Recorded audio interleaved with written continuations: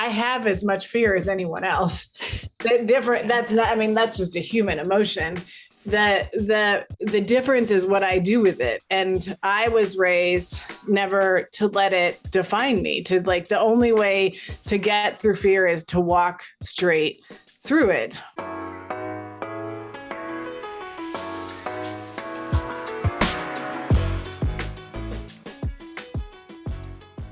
Hello, everyone, and thank you for tuning in. Welcome to 5 Questions With, our series of quick interviews with industry leaders, change makers, and those who inspire our community. We're talking professional journeys and about investing in your education, career, and self with those who have been in our shoes. I'm Janetta Hott, founder of MBAchic, a platform and community for MBAs and professionals around the world. We help navigate business school, careers, and more with the goal of propelling more women into the C-suite. Speaking of C-suite, we're here today with Katica Roy. She's an award-winning gender economist, a former Global 500 executive, programmer, data scientist, and the CEO and founder of an award-winning SaaS company, Pipeline.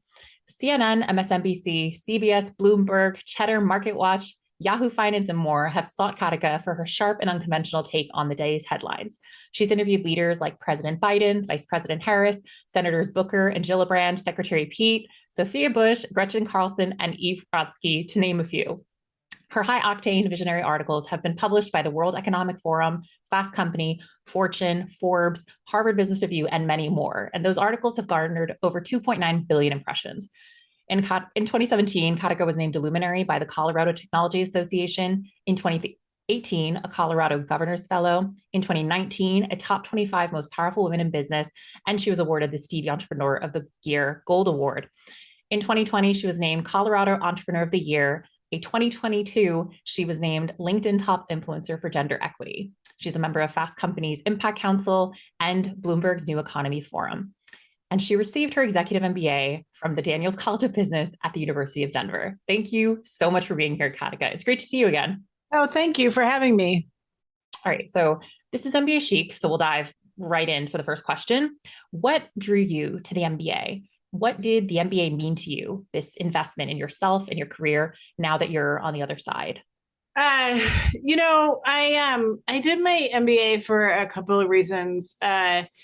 It was an executive MBA, so you had to have at least 10 years of experience. Most of us were in our late 30s, early 40s. And I was looking at the next 10, 20 years of my career and really wanted to have all the credentials so that I could go as far as I wanted to, which is to be a CEO. So I did that. And then also really to vet the idea for the company that I ended up founding, which is Pipeline. So I used my entire MBA to vet this idea. That's fantastic. And B school is a really good place to sort of test ideas. And at the end of the day, if it doesn't work out, right, you just walked out of, a program with a new degree and you're marketable. Yeah. And you have like all these experts, right, who can help you vet your idea, which was great. So absolutely.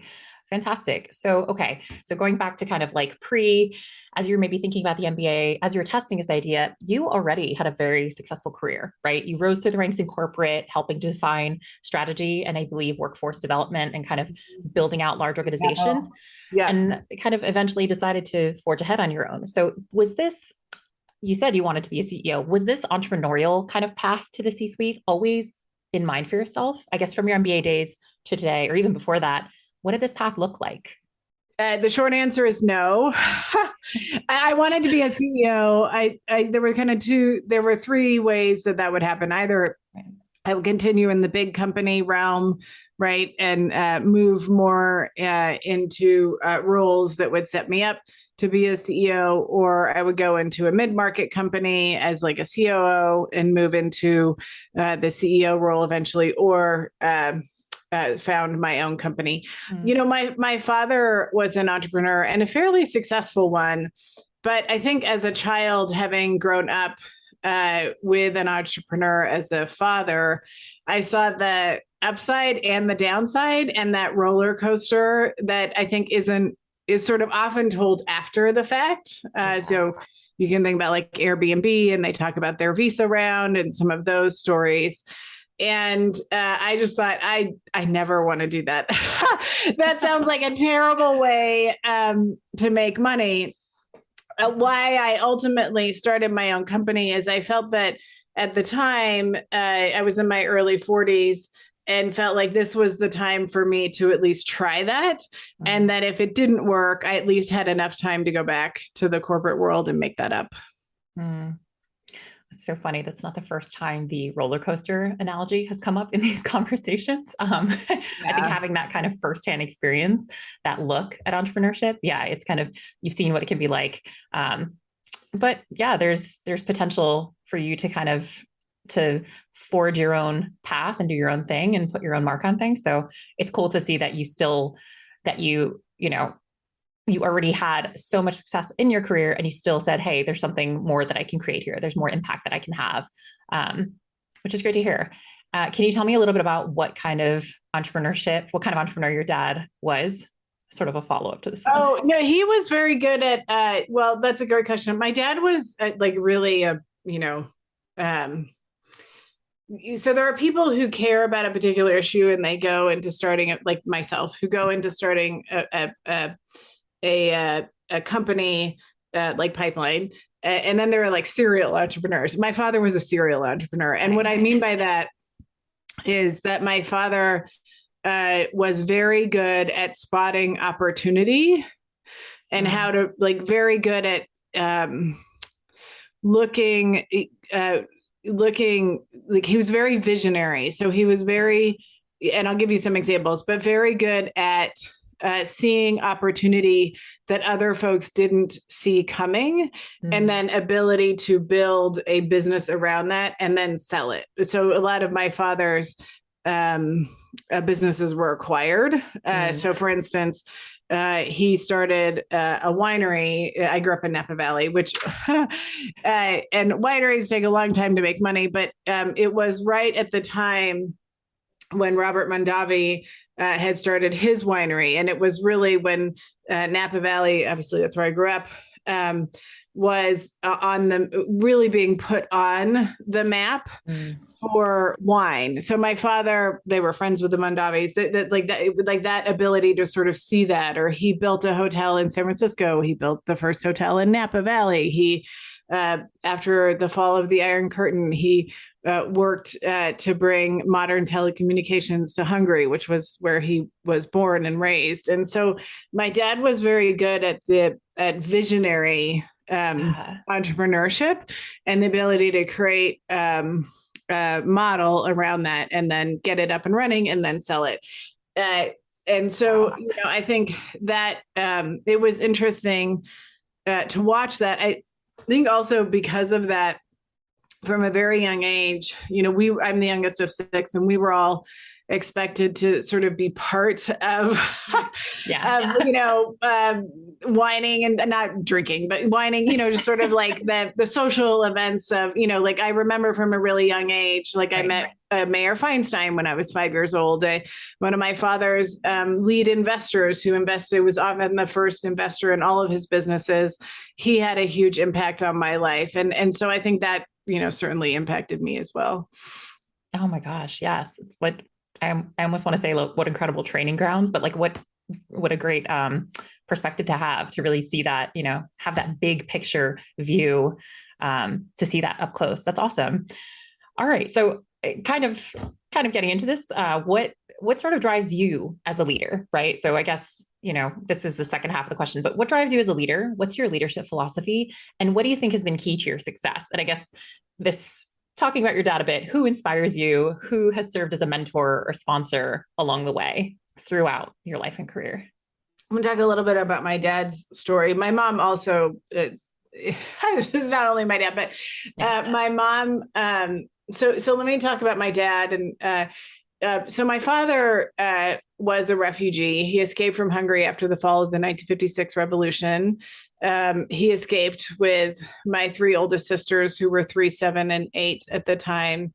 And so his decision to escape was difficult, not only because he was risking his life, but also the lives of his 3 daughters.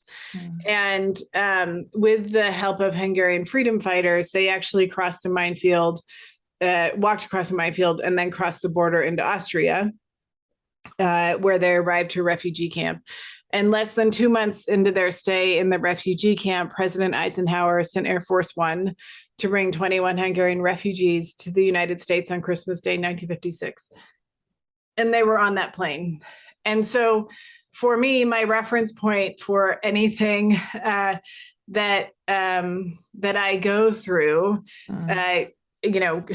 good or bad things, is that point of that my father went through risking his life and his daughter's lives, and I can get through whatever it is that I'm facing, even as hard as that might feel at the moment.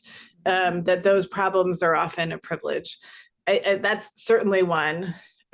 Given my mom was an immigrant and an orphan at the age of 18 months because of World War II. And I, being raised by the two of them, the two things that I was raised with is to always do your best and to never give up. And so those two things have allowed me, I have as much fear as anyone else. That's not, I mean, that's just a human emotion. The difference is what I do with it. And I was raised never to let it define me, to like, the only way to get through fear is to walk straight through it. And so, when I wanted to give up, I would say, have I done my best? Have I done the best? Is this, if I, whether or not the end result is that I'm successful, if I can say that I left everything on the field, that I did my best and I walked through the fear, then I'm okay. But if I haven't done that, then I'm giving up, and that's not okay. And I remember, there was a kind of a low point for me. And I talked about one of my dad's lead investors. And this was freshman year of high school. And I was feeling kind of low. And we had this thing in our history class, our world history class, where whomever made the best historical ornament got an automatic A on the final. And I was like, oh, I don't know. I think I'll just go for a B. Or, it was sort of like that piece. And my, this lead investor said to me, Katica, you can't. Like, you have to try your best. And I did. And I got the top grade and I got an automatic A on the final. And so those like pieces of really being able to dig deep in the face of, feeling down or feeling afraid has been really a key to success for me, for sure. Wow. Yeah, that's fantastic. And like you said, just kind of like pieces of different people along the way. What a gift. That's fantastic. Oh man. Okay. Shifting to kind of you looking back at your own career thus far, what are you most proud of during your career? And what's been the most challenging? And the last piece is what's been most surprising and why? So I'm most proud of my ability not to give up, my ability to continue to believe in myself and the gift and the story. I mean, I believe that if I boil everything down, I was given my voice and my story for a reason. And I am really proud of the fact that I've had the courage to continue to jump and the ledge will appear, including creating pipeline, which it would have been really easy to say, I'm done. I'll work for 10 more years and retire. Yeah. And I chose not to do that. And I am proud of my willingness to be brave in the face of that. I think that the second piece of your question around what have been, I think, some of the harder times most challenging. Yeah.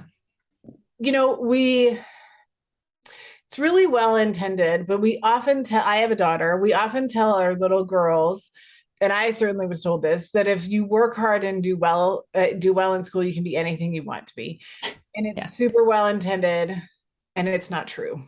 Yeah. And I say that because what we don't educate our girls and then women about is that the biases that they will face. I'm a breadwinner mom who fought to be paid equitably twice and won. I've told a lot of my story publicly, and we often think, I believe, at least my experience, that when people are successful, they haven't faced those things. They have. The difference is what they did with them. Yeah. And so that ability to, pick yourself back up, that ability to tell your story and be vulnerable, that ability to believe that there is something better as long as you keep getting back up.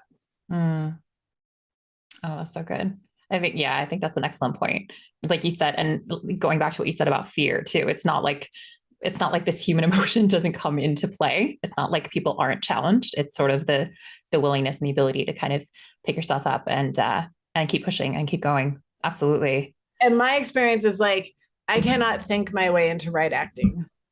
I have to act my way into right thinking, right? Like oh my gosh, it doesn't matter if I feel like it, right? It doesn't matter if I feel like going for a run or exercising or getting out of bed when the alarm goes off or any of those things. Yeah. If I like the consistency of doing those things, whether or not I feel like them, creates the muscle of courage, the muscle of the ability not to have things phase you. You'll be impacted by them, but not to have them sideline you, right? The ability to continue, you basically are building this reservoir of trust with yourself that no matter what, you can get back up. Oh my gosh, no, that's fantastic. I think I found like 3 of our sound bites in that last conversation, in that last answer. No, that's brilliant. And I think the last piece, which you kind of got to, but what's been most surprising, I guess, over your career? Oh, that was good though. What's been most surprising? Could be good, could be bad. That's a good question. I think that when I entered, I'm a Gen Xer, so when I entered the workplace, we're sort of the lost generation. I didn't really think that gender inequity was a thing anymore when I entered the workforce almost 30 years ago, and then I ran up against it. And I think that what has been most surprising to me is how much it still exists. For all of the work and all of the conversation around it, and the want to have it be different, that part of the only way that we will solve this issue is to admit that it exists and walk, kind of like that analogy of like fear. Right. We're going to have to get uncomfortable in order to get through to actually achieving gender inequity. Oh my gosh, absolutely right. Yeah, I think you're right. Like, you heading into the workforce, you're young, you're not coming up with it. You sort of hear the stories, and until you run up against it and you realize it, I think we do a better job now. Just kind of, it's such a part of the conversation, right? Like, I think even Gen Z, as they enter the workforce, they're acutely aware of it, and I think better prepared perhaps for it. But that's an excellent point. Yeah, it's sort of like you've got to know it exists. You've got to confront it. Like, absolutely is still a problem in 2022 and something to face. And like you said before, the biases are still absolutely there, and they have real impact. So and negative economic consequences, right? They impact absolutely everyone. I think where we still have opportunity is to really educate girls and boys coming up in elementary school and beyond around what bias looks like and what to do about it. It's not a measure of your worth. Yeah. It's not a measure of how, any of these things. 9 out of 10 of us have it. So how do you recognize it, and how do you respond to it when it comes up? Oh my gosh, absolutely. Oh man. Okay. I do have to keep it moving. I don't want to, but I want to go on to this last question. Okay. So we've definitely dropped a number of gems and pieces of advice, but I guess sort of overarching, what words of advice would you offer to those in our audience, those listening, embarking on ambitious career paths and setting big goals? So if someone's thinking big picture, they're aiming for the C-suite, or they want to launch something that's going to change the game, what words of advice would you have for them? One is that I referenced this a little bit earlier, but one of my keys to my success was the faith in my abilities. So this whole idea of jump and the ledge will appear. That is, I have always been really good about finding out enough information about something and then believing that I can figure the rest of it out once I get there. So really having faith in my ability to figure it out. That's certainly one of them. The second is I had a plan to this was years ago, to be a vice president in 15 years. I had a whole plan, the whole thing, and I beat it by 10 years. And one of the ways that I beat that by 10 years was that I had the plan, but I was flexible in what that implementation actually looked like. My end goal was always the same, but how I got there, I was flexible in that. And so what I would say is the ability to spot opportunities, obstacles, or detours in the right direction. If something is not happening, it's not because you don't deserve it. It's because there's something better out there for you. And you need to be willing to pivot to that better thing. That is the way that I that I achieved my 15-year plan in 10 years. It's that fundamental belief that obstacles or detours in the right direction, that something better is always out there for me. And the willingness to continue to move forward. And then I think the other piece for me, and this also comes from being a gender economist, but was just being based in data. What does the data say? Not how do I feel about it, but what does the data say? Because the data is the data. People can choose to do something with it or not. But really being grounded in the facts and being able to bring those to bear has been another, the third key to my success. That's so great. That's a great way to wrap. And so many of those are linked to each other, right? That building that reservoir of trust and sort of having faith in being redirected, you'll be able to figure out as you go. And nothing like being armed with the data points, nothing like being armed with, the backup. Oh, that's fantastic. Well, fantastic. This is great. How do you feel about moving into a couple of rapid fires before we wrap? Absolutely. Okay. That's fine. Fantastic. Okay. So, and I added one Peloton themed one since I sent a few your way. Okay. What was your first job? My skirting child labor laws. My first job was when I think I was 8, and there was a natural foods co-op in Napa, and I helped them do inventory. So that was my first job. Not legal. Okay. Not legal, but whatever. I mean, I from a really young age, I wanted to be independent. So yeah. That's cool. And you said the youngest of 6. So yeah, you're probably like, I'm going to be like my siblings. That's it. I'm not a baby. Yeah. Oh my gosh, totally. I love it. Okay. Peloton themed. I know you are a Peloton fan. What are your favorite Peloton activities, instructors, both? What's your go-to? I'm a huge runner. I run about 50 miles a week. So that's so running is my number one. Even though he's left, I love Chase Tucker's runs. Yeah. Adrian Williams is another one. Robin Arzon. Oh my gosh, yeah. Ferguson is also great. Bex Gentry. Those are my favorite. I'm enjoying right now. They're doing they do one release a week with Ashton Kutcher's Thorn. Yes. So I normally do that on Saturday.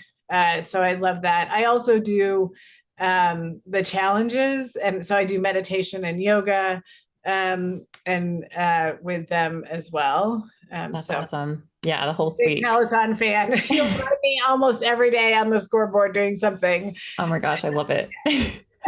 He's the conversations as Ashton Kutcher's training for the New York City Marathon.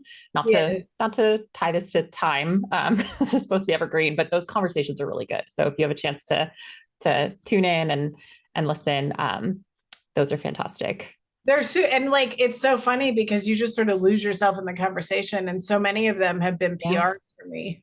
I That's that's awesome. For half an hour, and so it's like that's Yeah. great. Oh, that's so cool. Yeah. Fantastic. Okay, we'll do two more. What's the best book you read or podcast you heard in the last 12 months? Oh, Jonathan Lemire's The Big Lie is a great book. And that's not meant to be political. I think for me, having a father who was a refugee, just the preservation of our democracy and what democracy means, et cetera. Both my parents took the citizenship test. The way that Jonathan has, structured that book is so interesting and enlightening. It's really, really good. Fantastic. I'm going to share that link in the show notes. And I guess the last one we'll do, what song is currently playing on loop for you? Oh my goodness. I don't even know. Something on a Peloton track. What? Something on a Peloton track. Something. Yeah, I don't. That's a good question. I don't. I'm a Spotify fan, and I every week, through their algorithms, they serve up the Spotify Discover Weekly, and so it tends to be whatever they serve up to me, which also tends to be a lot of sort of hopeful, positive songs. That's a lot of what I listen to. It's part of. I talked about fear and walking through fear. Well, part of the way that I do that is to listen to positive music that nice with the theme of like the best is yet to come, you're not alone, like really pushing through that. Oh, I love that. That's fantastic. Yes, this is great. Thanks for playing. That's always like a good way to wrap the conversation. Yeah, for so much. Yeah, thank you so much for being here. Thank you for sharing your story, your insights. Again, so many good. I feel like the whole phrase, just reservoir of trust in yourself, is so powerful. And I think I definitely want to reiterate that as we're sharing on social. But it was great to hear from you and great to get your advice for blazing your own trails. We really thank you for making the time. Yeah, of course. Thanks for having me. Absolutely. You can find Katica Roy on Instagram, LinkedIn, Twitter, everywhere. She's at Katica Roy. You can follow Pipeline Equity at Pipeline Equity and pipelineequity.com. We'll share everything, including her full bio, on our website. So head to MBAchic.com after this. All right. Take care, Katica. Thank you so much. Have a great day. Thank you. Thanks for having me.